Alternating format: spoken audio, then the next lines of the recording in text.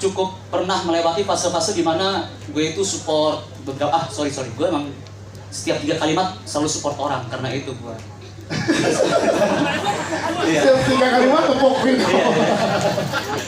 Sebenarnya Rio-nya itu kan bimbang. Iya. Tapi kalau misalkan aku sendiri tuh enggak, karena aku emang pernah mengalami fase hidup di mana aku itu nge-caregiving. Oke. Ada yang selamat, tapi ada juga yang move on. Nah, kalau misalkan sebenarnya menjadi Rio itu sulitnya karena dia itu bingung antara dia itu keluarga atau bukan. Sebenarnya keluarga jauh, sepupu, tapi kok seperti adik begitu. Iya.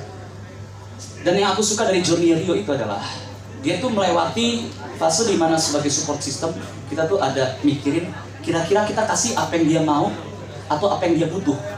Namun jawaban tidak keduanya. Jadi Rio melakukan apa yang dia bisa lakukan, yaitu waktu. Setidaknya gua ada aja. Jadi di babak akhir film, kalau aku nangkepnya dari mungkin Mas Reka itu secara sengaja gitu kan, dia kan melankolis dan sutradara yang penuh dengan isak-isak gitu. Nggak nangis, cuma terisak doang, gitu doang. Sekali lagi tuh. Iya, jadi Rio itu di terakhir itu tuh jadi banyak banget tampilnya ya mungkin karena itu dia. Jadi nggak tahu harus memberikan apa yang dia mau atau apa yang dia butuh. Dua-duanya salah. Yaudah deh, setidaknya waktu aja. Setidaknya kalau misalkan dia nyari kita ada, dan kalau dia nggak butuh kita juga ada. Kayak gitu. Dan aku suka banget setiap karakter Rio. Kalau aku melihatnya Rio dulu ya.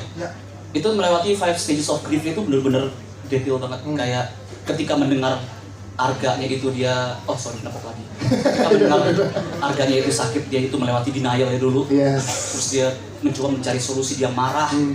Terus abis itu dia ada bargainingnya, dia mencoba untuk menawar. Terus dia depression, setelah itu dia acceptance gitu. Jadi ya emang sulit sih untuk kayak gitu. Tapi aku senangnya itu adalah kayak walking down memory lane aja sih. Karena aku ingat film ini sangat amat dekat dengan aku karena aku kehilangan ayah mertuaku yang aku anggap sebagai ayahku sendiri. Kami dekatnya banget.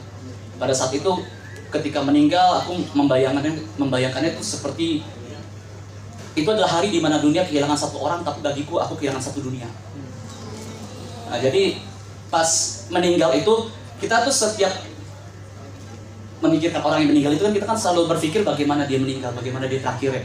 Tapi ketika nonton film ini untuk 3 kalinya juga, setiap dinonton aku jadi ingat sama bukan bagaimana papaku meninggal, tapi bagaimana papaku ketika dia masih hidup.